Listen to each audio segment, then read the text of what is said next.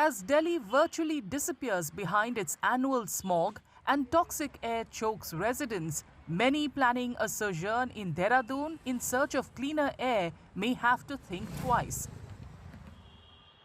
Over the past 2 days, the air quality index in Dehradun, the capital of Uttarakhand, nestled in the foothills of the Himalayas, has slipped into the poor category, indicating that pollution is no longer confined to the plains. Experts say rising pollution levels in Dehradun are mainly due to increasing vehicular traffic and biomass burning, with forest fires also considered a major contribution to air pollution. Main कारण तो यानी local pollution ही है इसका। So basically vehicular movement हो गया या biomass burning, कई जगह लोग वैसे कूड़ा करकट जलाते हैं या कई बार तापने के लिए भी वो यूज हो रहा है। तो उस यानी देहरादून में अभी जो इस तरह की कंडीशन में दो ही मेन सोर्स हैं कि एक तो वेहिकुलर इमिशंस, दूसरा बायोमास बर्निंग वगैरह। Residents allege that pollution monitoring displays in several parts of the city are showing outdated readings, with AQI figures that do not reflect the actual situation. पिछले कुछ सालों में यहाँ पे पॉल्यूशन बहुत increase हुआ है, क्योंकि यहाँ पे इतना पेड़ काटे गए हैं, डिफॉरेस्ट्रेशन वगैरह जो हुआ है उसके चलते बहुत पॉल्यूशन बढ़ा है। आज भी यहाँ पे पॉल्यूशन जो है 200 प्लस है बट यहाँ पे जो बोर्ड लगा है वहाँ पे अपडेट नहीं है, वहाँ पे अभी भी 26 दिखा रहा है AQI, जो कि गलत है।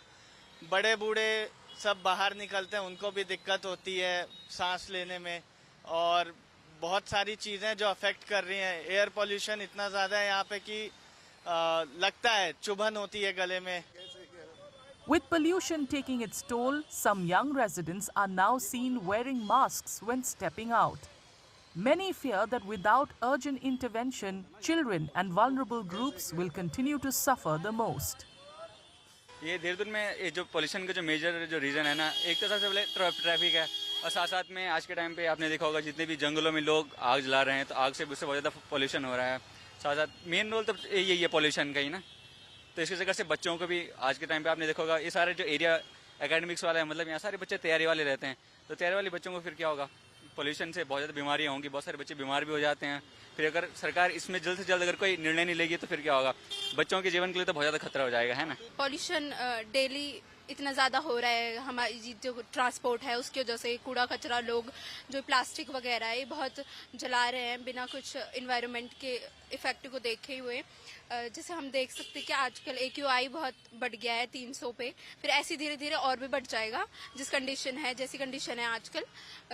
फिर दिल्ली और फिर देहरादून में क्या ही अंतर रह जाएगा। उसकी वजह से बहुत सारी बीमारियां हो रही है, लोग सांस नहीं ले पा रहे हैं, खांसी वगैरह मतलब बहुत हो रहा है सभी को, चाहे वो बूढ़े लोग हों या छोटे बच्चे हों, सबके लिए बहुत प्रॉब्लमेटिक है। As air quality deteriorates even in hill towns once seen as safe havens, experts warn that without strict enforcement and greater public awareness, Dehradun risks sliding into the same winter pollution crisis that grips India's capital each year.